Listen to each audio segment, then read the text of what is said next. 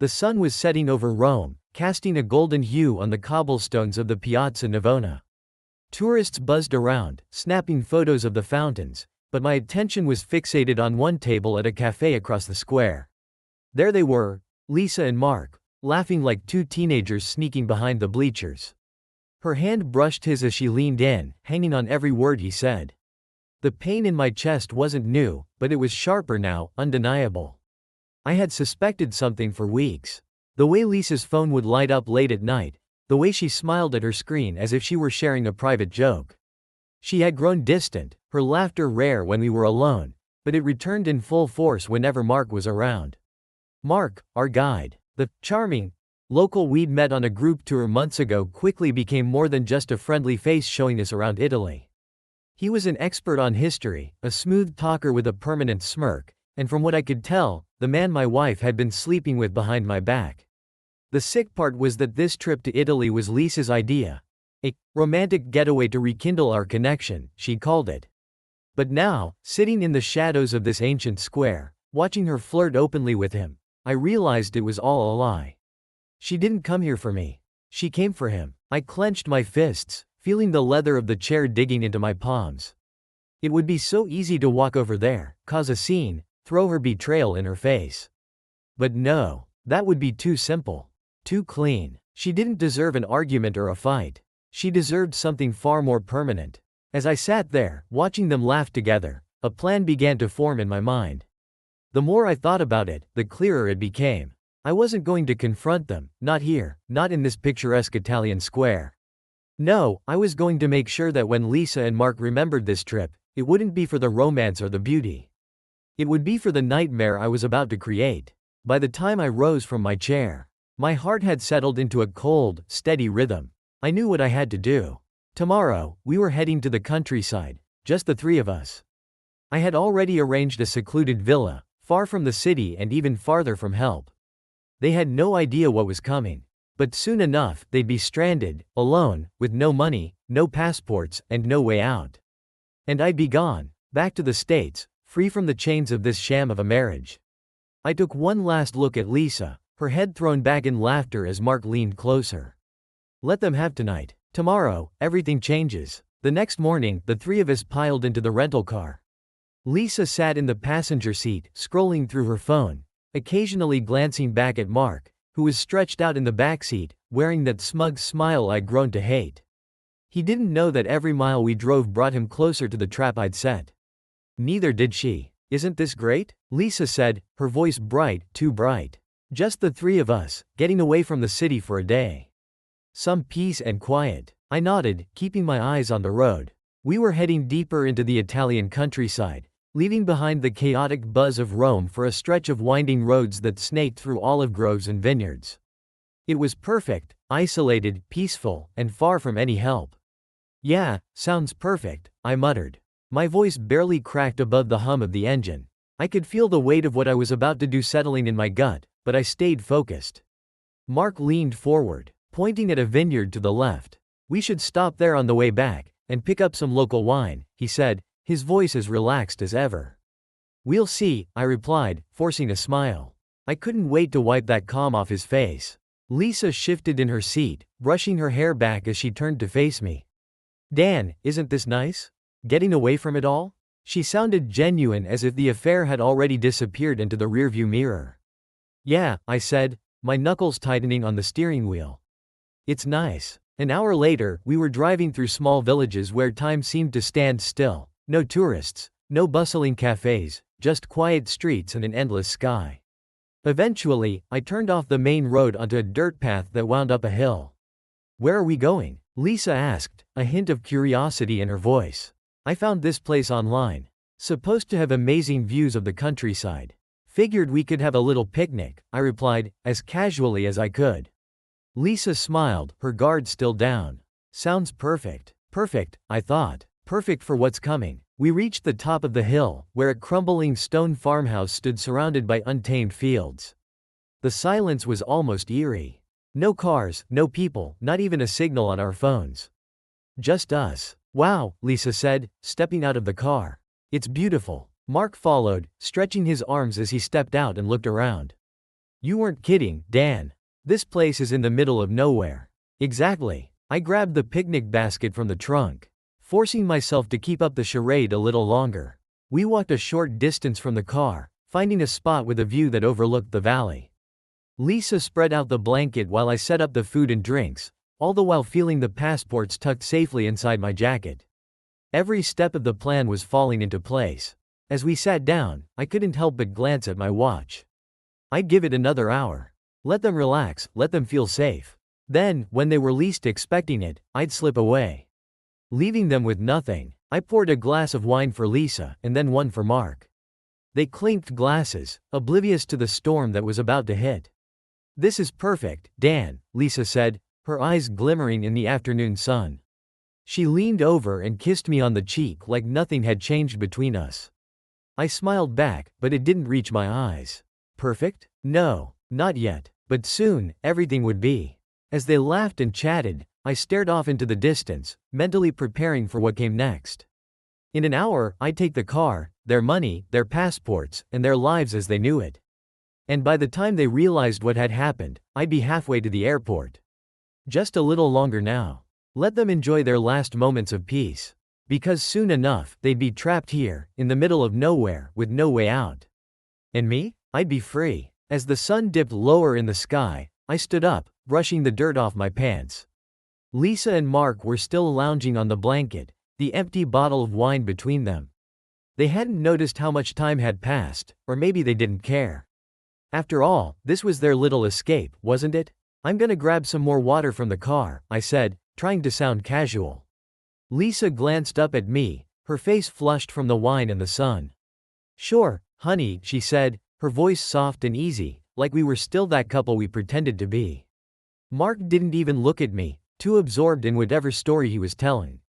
It didn't matter. They had no idea what was coming. I walked slowly toward the car, making sure my footsteps crunched loudly enough on the gravel to sound natural. But once I was out of their sight, I quickened my pace. I reached the car and quietly opened the door, grabbing the small backpack I had packed earlier that morning. Inside were my own passport, a few clothes, and a plane ticket back to the States. And, of course, their passports and all the cash Lisa had so carelessly left in her bag. I looked back at them one last time, Lisa laughing, Mark's hand resting casually on her knee. It should have hurt to see them like that, but it didn't anymore. Now, all I felt was cold satisfaction. They had no idea the world I was about to leave them in. I slid into the driver's seat, keeping my movements quiet, and started the engine. The sound of the car startled them, and I saw Lisa turn her head, confusion on her face. I didn't wait for her to ask questions. I hit the gas and sped down the dirt road, leaving them behind in the Italian countryside with no way to follow me. As the car bumped over the uneven path, my heart raced, not from guilt, but from the adrenaline of finally taking control. The thought of Lisa and Mark scrambling to figure out what had just happened was almost enough to make me smile. They were stranded, without passports, without money, and with no idea of where they even were. By the time they managed to get help, if they even could, I'd be back in the States, far away from this disaster of a marriage. I didn't need to confront Lisa anymore. My revenge was already set in motion. I reached the main road and drove toward the airport. The miles seemed to stretch forever, but with each one, I felt a little lighter. I wasn't just running from them, I was freeing myself. When I finally boarded the plane, I settled into my seat, took a deep breath, and let the weight of the last few months lift off my shoulders. By the time Lisa and Mark figured it all out, I'd be gone. Lisa's voice was still echoing in my ears as the plane took off. I imagined her standing there, in the middle of the empty countryside, looking at the dust cloud my car had kicked up. Confusion would have turned into panic by now. She'd have realized there was no way out. No money, no phone, no passports. Just Mark and her, stranded in the middle of nowhere with only each other to blame.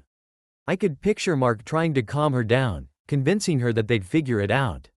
But the truth was, they wouldn't.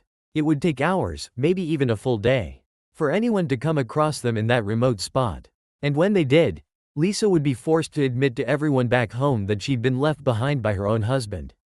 The satisfaction from imagining that moment kept a smirk on my face for most of the flight. I leaned back in my seat, staring out the window as the plane cut through the clouds, leaving Italy behind. I was done with all of it. With the lies, with pretending everything was fine, with letting Lisa walk all over me. She and Mark were on their own now. The flight felt like a blur. Hours passed, but my mind stayed fixed on one image. Lisa's face when she realized she'd been abandoned. It was the only thing keeping me from feeling any trace of regret. Once I landed in New York, the cool, brisk air greeted me as I stepped off the plane. It was late, the city pulsing in the distance, a world I was ready to rejoin without the weight of my wife's betrayal.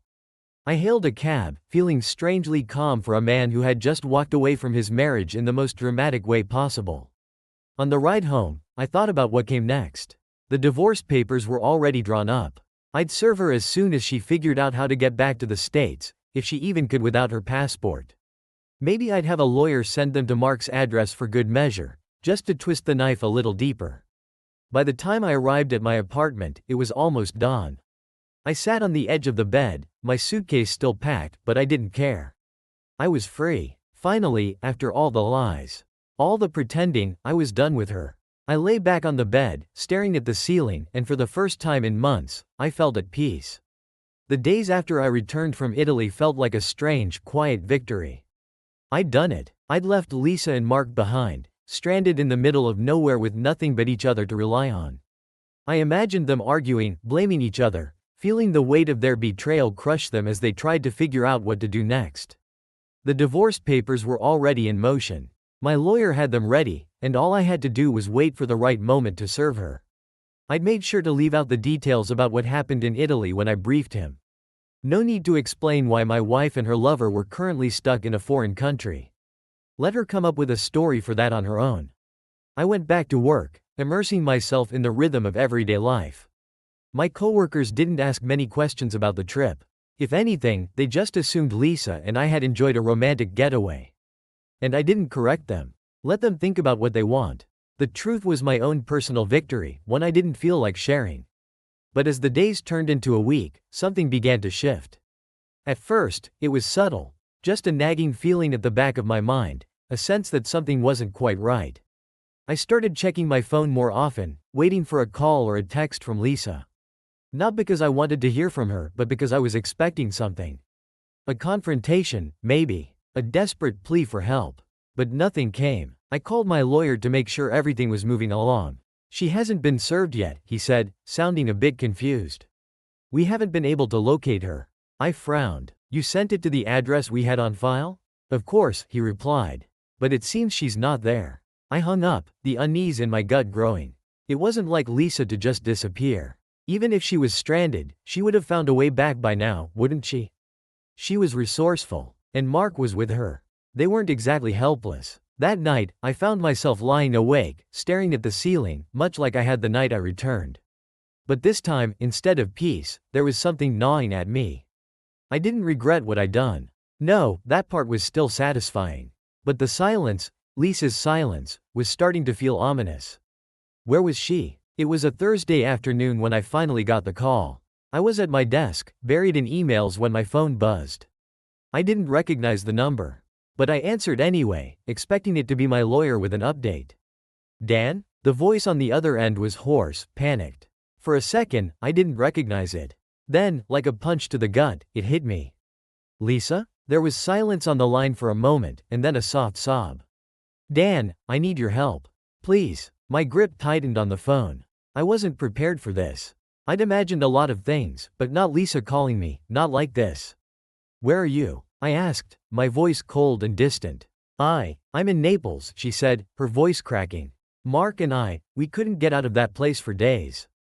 It was awful. The money, the passports, Dan, you took everything. I could hear the desperation in her voice, but I didn't feel sorry for her. This was what she deserved. This was the price she paid for her betrayal. You didn't think I'd find out about you and Mark? I spat, the anger I'd been holding back finally breaking through. You lied to me, Lisa. You brought him along on our trip. What did you think was going to happen? There was a long pause, and then a quiet, I'm sorry. It was the first time she had said those words, but they didn't mean anything now.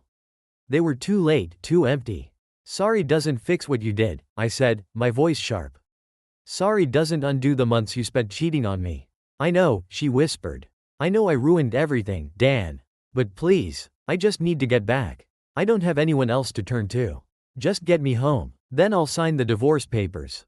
You'll never have to see me again. A part of me wanted to hang up right then, to leave her in the mess she'd created for herself.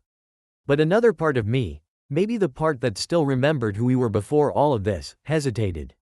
Mark? I asked, after a moment of silence. He left, she said quietly. He's gone. I didn't say anything, but I felt a dark satisfaction settle in. Of course, he left. The moment things got difficult, Mark bailed. That's what men like him do. For a moment, I considered what to do next. I could leave her there, stranded, just like I had planned.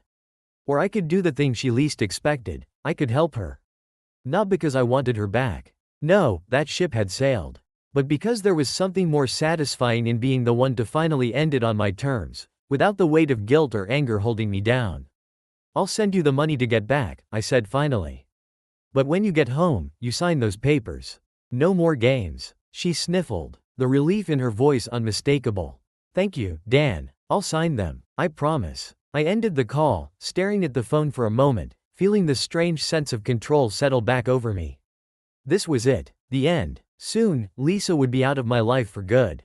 I would have my closure, and she would have her regret. And as for Mark, he'd already disappeared, just like I knew he would.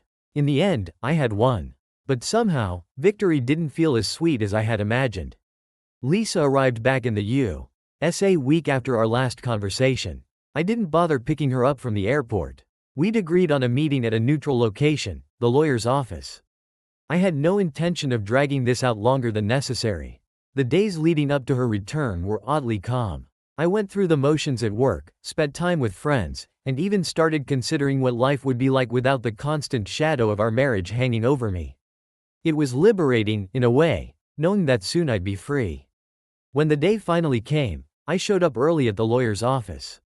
The receptionist greeted me with a polite smile, unaware of the storm that was about to pass through this small, quiet room. I sat down in one of the leather chairs, waiting for Lisa to arrive, mentally preparing myself for the moment I'd have to see her face again. I didn't have to wait long. The door swung open, and there she was. Lisa. She looked tired, worn down as if the weight of everything had finally settled on her shoulders. Her hair, once perfectly styled, was pulled back in a messy ponytail, and her eyes, once filled with that confident spark, now seemed dulled. I stood up, meeting her gaze for the first time in what felt like months. There was a flicker of something there, remorse, maybe. But I didn't care anymore. I'd already detached myself from her. She walked over to the table without a word, and we sat down in front of the lawyer. The divorce papers were laid out, waiting for her signature. This was it, the final step. The lawyer cleared his throat, breaking the tense silence. Lisa, if you're ready, we can proceed with the formalities.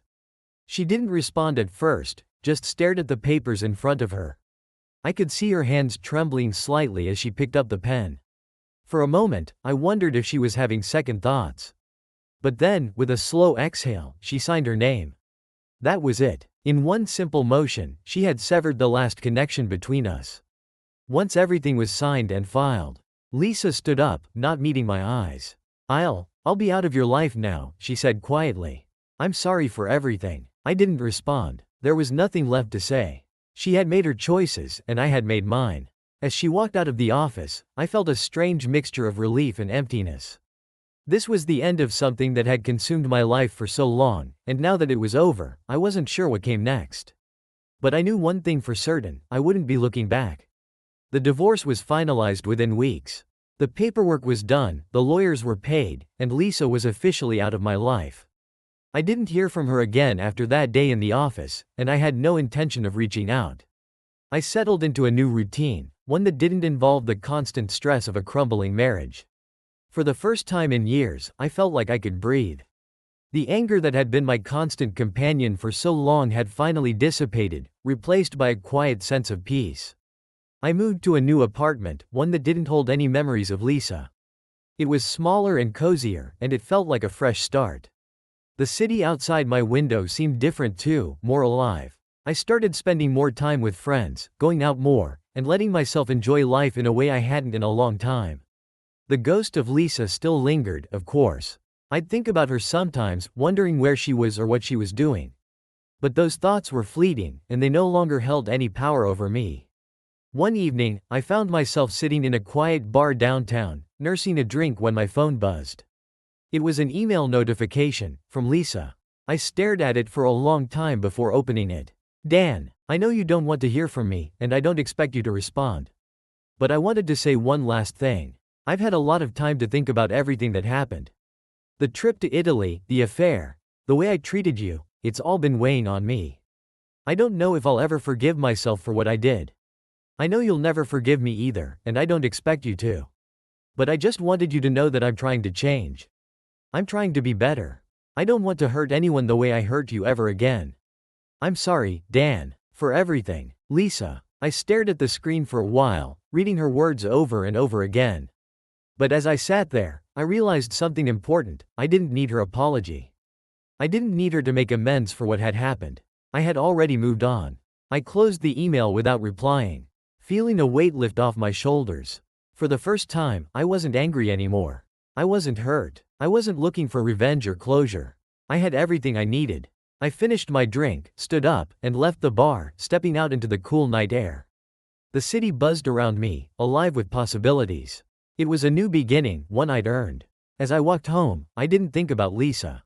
I didn't think about the past. All I thought about was the future. And for the first time in a long time, it felt bright. The months after the divorce were surprisingly smooth. I found myself enjoying life more than I ever had, free from the burdens of deceit and distrust. My work was going well, and I'd even started dating again, though nothing too serious. Life had finally returned to something close to normal. One Saturday afternoon, while I was out grabbing lunch in a quiet cafe, I spotted a familiar face across the room. It was Mark. He hadn't changed much, still dressed like the casual, carefree guy I remembered from Italy. His hair was slightly messier, his face a little more tired. He didn't notice me at first, but I couldn't look away. Seeing him brought back memories of everything that had happened, from the moment I discovered their affair to the day I left them stranded. I debated whether to approach him. Part of me didn't want to give him the satisfaction of knowing I'd even acknowledged him. But another part, the part that still felt some unresolved tension, wanted to see if he'd say anything. Without thinking much more about it, I stood up and made my way over to his table. He looked up just as I reached him, his face shifting from surprise to discomfort. Dan, he said, his voice cautious. Mark, I replied, crossing my arms. I didn't expect to see you here. Yeah, I didn't expect to run into you either. He shifted in his seat, clearly uncomfortable. Listen, man, I don't know what you want to say, but I don't want to hear excuses. I cut him off, my voice steady. I'm not here to rehash the past. But I have to admit, I'm curious. What happened after I left you and Lisa in Italy? He glanced down at his coffee as if gathering his thoughts. We were stuck for days, he said finally. No money, no passports, it was a mess. We had to rely on strangers to help us out. It wasn't pretty. I could tell by the way he spoke that it had been a humbling experience, far from the romantic escape they probably imagined. I couldn't help but feel a small sense of satisfaction at hearing that things hadn't gone smoothly for them.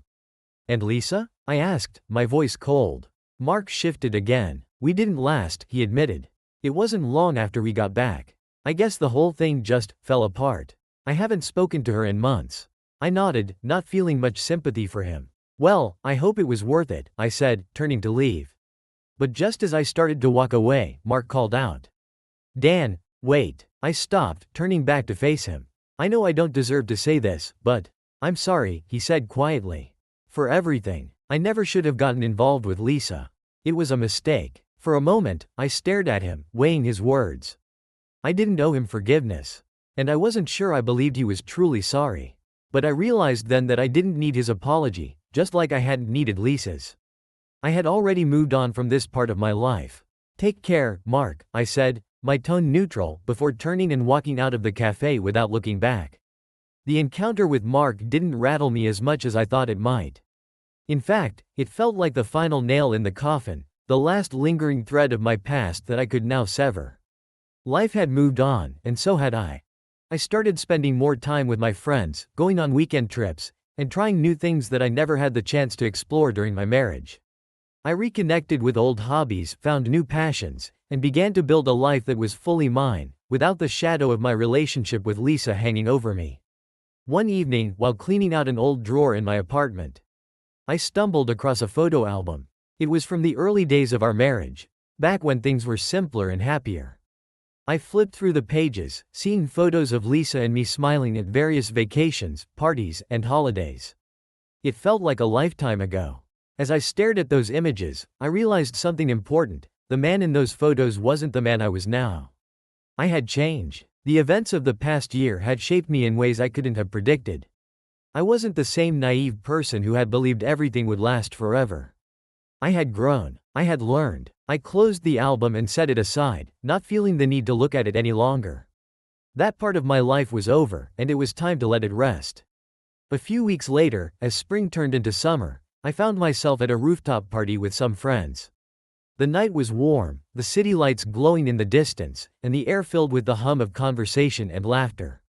I stood at the edge of the roof, looking out over the skyline, feeling a sense of peace settle over me. "Hey," a voice said from behind me. I turned to see a woman I'd met earlier in the evening. Her name was Rachel, smart, funny, and refreshingly different from anyone I'd met before. She handed me a drink and smiled. "Enjoying the view?" I smiled back, taking the drink. "Yeah, it's a good night." We stood there for a moment, talking about nothing in particular, just enjoying the moment. For the first time in what felt like forever, I wasn't thinking about the past. I wasn't thinking about Lisa or Mark or any of the pain I'd carried with me for so long. I was just present, at the moment, and it felt good. As the night wore on, I realized that this was what I'd been searching for all along. Not closure from Lisa, not revenge against Mark, but the ability to live in the here and now. To move forward, unburdened by the weight of old wounds. The chapter with Lisa was finally closed. And as I looked out over the city, the future seemed wide open, full of new possibilities. I was ready for whatever came next. It had been almost a year since the divorce was finalized, and life had settled into a comfortable rhythm. I hadn't heard from Lisa again after her last email, and I didn't expect to. She had become a distant memory, a part of my past that no longer had any hold on me. One afternoon, as I was going through the last few boxes from our old life together, I came across something I hadn't expected, a postcard from Italy. It was one of those cheap tourist cards, with a picture of the Tuscan countryside on the front. The handwriting on the back was unmistakably Lisa's. I stared at the card for a moment, surprised. I hadn't heard from her in so long that I wasn't sure what to expect. I turned it over and read the message. "Dan, I don't know if you'll ever read this, but I had to try. It's been a long time, and I know I don't deserve your forgiveness, but I wanted to say one last thing. I'm in Italy again, back where everything fell apart. I came here to make peace with myself, with what I did. I've had a lot of time to reflect, and I realize now just how much I hurt you. I can't undo any of it, and I know you've moved on, but I wanted you to know that I'm sorry. Truly. This place holds a lot of memories for me, both good and bad. I think it always will. But being here has also helped me understand something important. Sometimes, the only way to move forward is to let go of the past completely. I hope you found happiness, Dan. You deserve it. Goodbye, Lisa." I stood there, holding the postcard, unsure of how to feel. It wasn't the words that struck me, after all. Lisa had apologized before, but the fact that she had gone back to Italy, the place where everything had begun and ended for us. It felt like a strange kind of closure, knowing that she had revisited the site of her betrayal, not to relive it but to try and make peace with herself. I wasn't angry. I wasn't even sad. Instead, I felt an odd sense of relief, like this was the final loose end being tied up. I wasn't sure if Lisa had found what she was looking for in Italy, but I knew that I didn't need any more closure than I already had. I put the postcard down and leaned back in my chair, looking out the window at the bright afternoon sky. The sun was shining, and the city below was alive with the sound of people going about their day. It felt fitting, somehow, that the last piece of our story had come from a place so far away, a place that no longer had any hold on me. I smiled to myself, feeling lighter than I had in a long time. Lisa's postcard was her way of saying goodbye, and in a way, it was mine too. I didn't need to respond. I didn't need to revisit the past any longer. It was over, and I was free. As I stood up and walked away from the postcard, I realized that for the first time in years, I wasn't carrying any weight from my old life. There were no more ghosts, no more unresolved questions, no more lingering what-ifs. I had finally, fully let go. And that was the final goodbye I needed. With a deep breath, I stepped outside into the sunlight, ready to embrace whatever came next. The future was mine, and for the first time, I was excited to see where it would take me. The postcard from Lisa marked the true end of that chapter of my life. After reading it, I realized there was nothing left to hold onto, nothing more I needed to understand or unpack. She had gone back to Italy, the place where everything had unraveled, and perhaps that was her way of finding closure. As for me, I had found my own closure long before her words reached me. A few months passed after receiving the postcard, and life continued its steady rhythm. My work was thriving, and I had started seeing Rachel more frequently. Things with her were different. There was no rush, no pressure, just a genuine connection that felt easy, like it had always been there, waiting for the right time. One evening, after dinner, we decided to take a walk through the city. The streets were alive with people, the sky darkening as lights flickered on all around us. We strolled past familiar buildings and bustling cafes, the air warm and filled with the energy of a summer night. "Do you ever think about going back?" Rachel asked as we passed a bookstore, her hand brushing against mine. "Back where?" I asked, though I knew what she meant. "To Italy. You've mentioned it a few times, but I noticed you never talk about going back."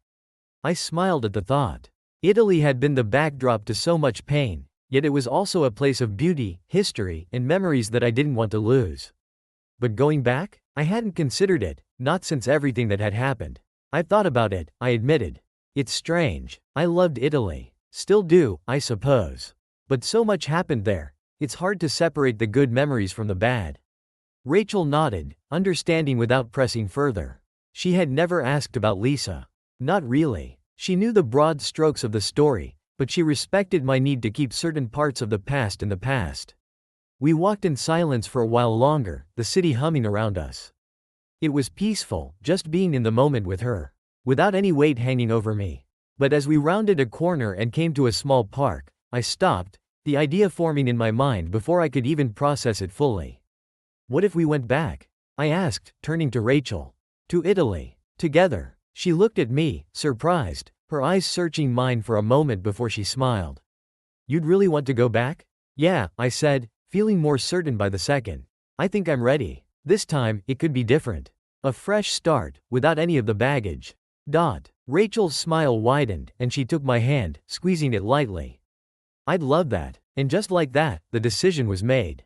We didn't need to plan it all out right then and there, but the idea was enough. The thought of returning to Italy, this time with someone new, someone who made me feel alive and free, felt like the perfect way to close the loop. It wasn't about revisiting the past. It was about creating something new, something that belonged to me and Rachel, untainted by old scars. As we continued our walk, I couldn't help but feel a sense of anticipation. Italy had once been a place of endings, but now, it could be the beginning of something entirely different. A place where I could finally reclaim the parts of myself that had been lost, and where Rachel and I could create new memories, ones that weren't tied to the pain of the past.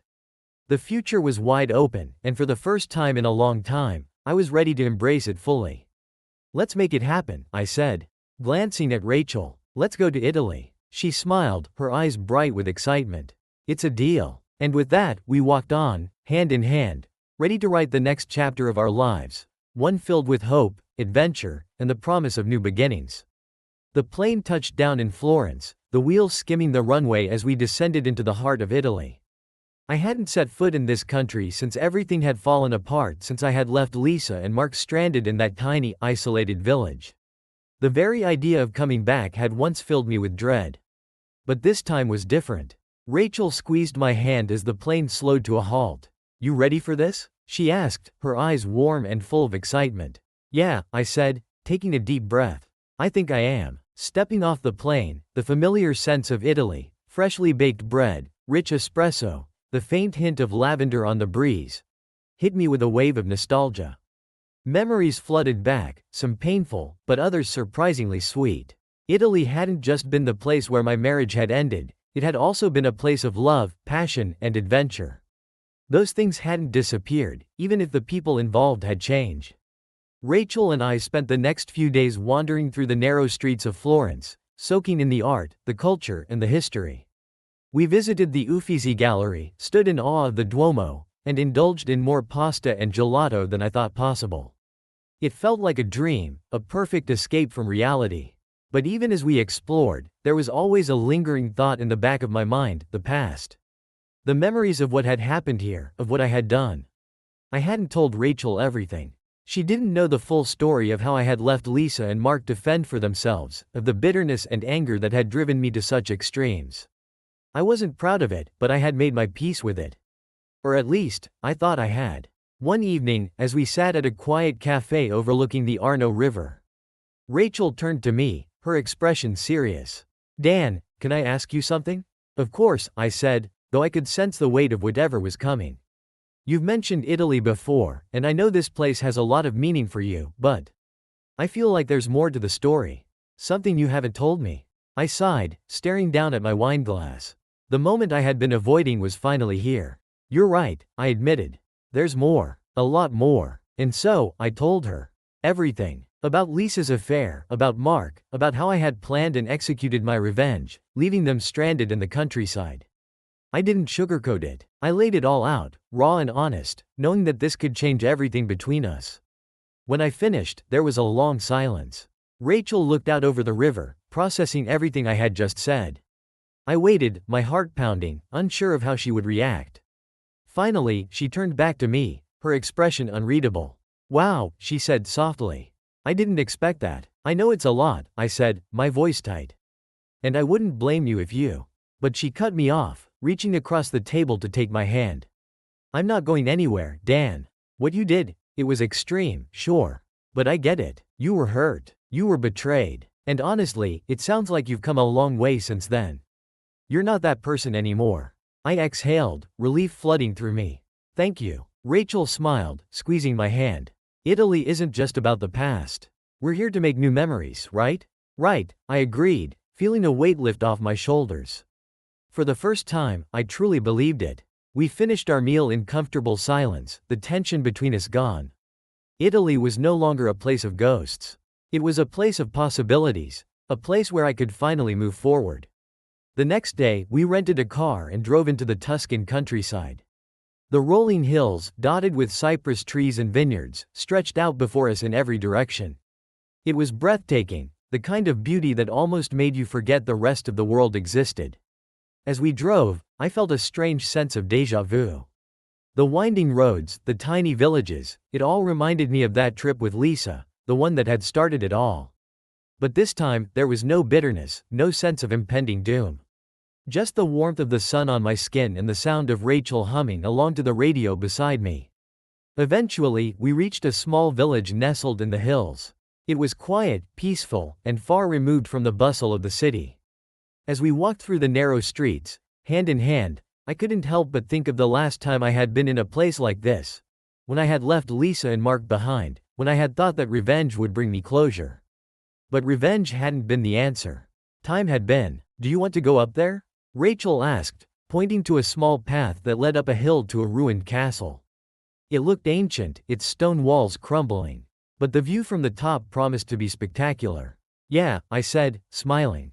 "Let's go." We hiked up the path, the sun beating down on us, and by the time we reached the top, we were both out of breath. But the view was worth it. The entire valley spread out below us, bathed in golden light as the sun began to set. "It's beautiful," Rachel whispered, leaning against me. "Yeah, it is," I agreed, but my eyes weren't on the landscape. They were on her. At that moment, standing on top of the world with Rachel by my side, I realized something important. Italy wasn't just the place where my marriage had ended. It was also the place where my new life had begun. I had come full circle. As the sun dipped below the horizon, casting the sky in shades of orange and pink, I pulled Rachel close and kissed her. This time, it wasn't about the past. It wasn't about making up for lost time or trying to fix old mistakes. It was about the future. And for the first time in a long time, the future felt bright. The flight back to the US felt different.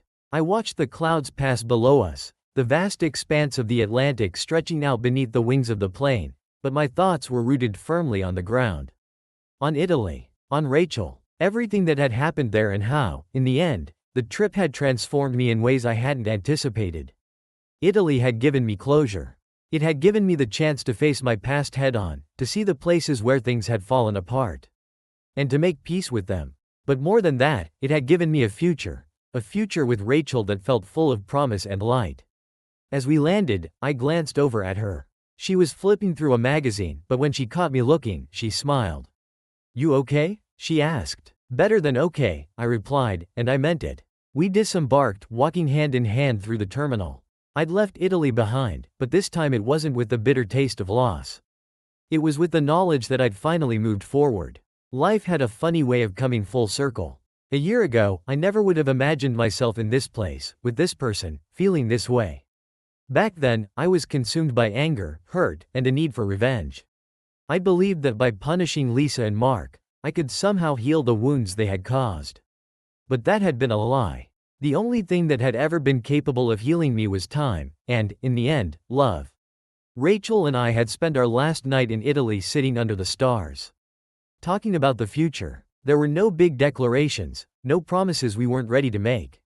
Just the quiet certainty that we were both in this for the long haul, whatever that might look like. As we made our way through customs, I couldn't help but think about Lisa. I hadn't heard from her since the postcard, and part of me doubted I ever would again. She had her own path to walk now, just as I had mine. And maybe that was for the best. When we finally stepped outside into the bright American sun, I took a deep breath, feeling the warmth on my skin. The world felt different, lighter, more open. "So," Rachel said, sliding her sunglasses on and looking over at me. "What now?" "Now?" I grinned. "Now we live." She laughed, and we headed toward the parking lot, where my car waited for us. The journey wasn't over, not by a long shot. But for the first time in years, I felt ready for whatever came next. There would be challenges, sure. Life wasn't going to be perfect, and I didn't expect it to be. But I knew, deep down, that I could handle whatever came my way. As we drove away from the airport, the sun setting behind us, I couldn't help but feel a sense of anticipation. The past had shaped me, yes. It had left its mark, but it no longer defined me. The future was wide open, and I was ready to face it, side by side with Rachel, with hope in my heart and a sense of peace I hadn't known in years. And that, more than anything, felt like the real victory.